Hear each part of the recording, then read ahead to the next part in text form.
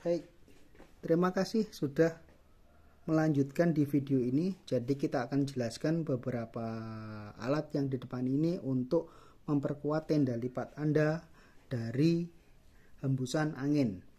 Oke, alat yang ada di depan ini dapat digunakan di area yang dapat dipasak. Dipasak itu bisa di tanah, kemudian di paving. Oke. Ada beberapa yang perbedaannya untuk penggunaan ya. Untuk penggunaan ada beberapa perbedaan, yaitu mulai dari yang paling kecil. Ini adalah paku ya. Paku ini kita gunakan yang paling panjang. Kita pakai untuk area dimana bawahnya pakai paving. Ya, pakai paving. Dan kita ambil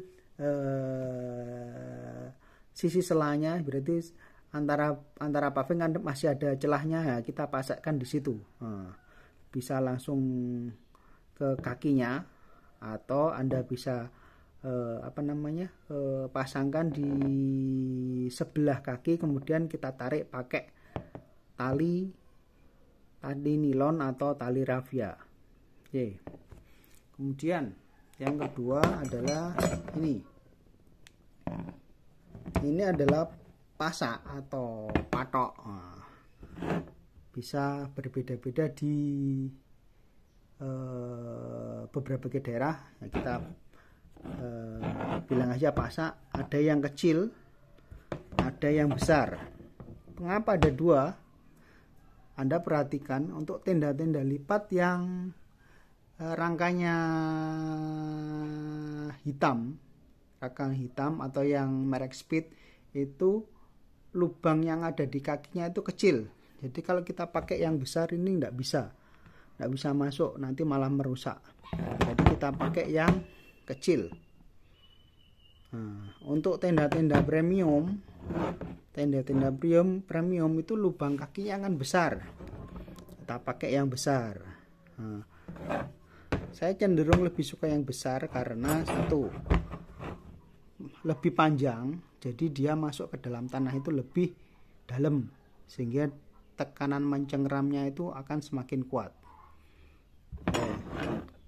Kemudian yang keempat, ini adalah linggis ya, sebenarnya linggis. Karena saya nyari pasak yang lebih besar daripada ini itu belum dapat, maka kita pakai linggis ini. Ini kita pakai untuk area yang memang cuacanya ekstrim banget. Biasanya kita pakaikan ini bukan di setiap kakinya. Jadi biasanya sekitar 4 atau 6 tenda yang berjajar. Kita pasakkan untuk bagian yang pojok-pojok sama tengah. Jadi pojok kiri, pojok kanan, belakang, kanan kiri, kemudian tengah. Jadi nanti tetap pakai pasak yang kecil-kecil ini di kaki, kemudian kita tambahi ini biar lebih kuat. Jadi dia akan menahan angin lebih kuat. Oke. Ini hanya bisa Anda pakai di daerah yang bisa dipasak ya, contohnya yang dari tanah atau paving. Paving itu kalau mamanya pakai yang bagus juga agak susah. Oke. Kemudian penggunaannya satu, yang paling bagus Anda menancapkan pasak ini adalah posisi miring begini. Kemudian talinya seperti ini. Talinya tarik ke atas.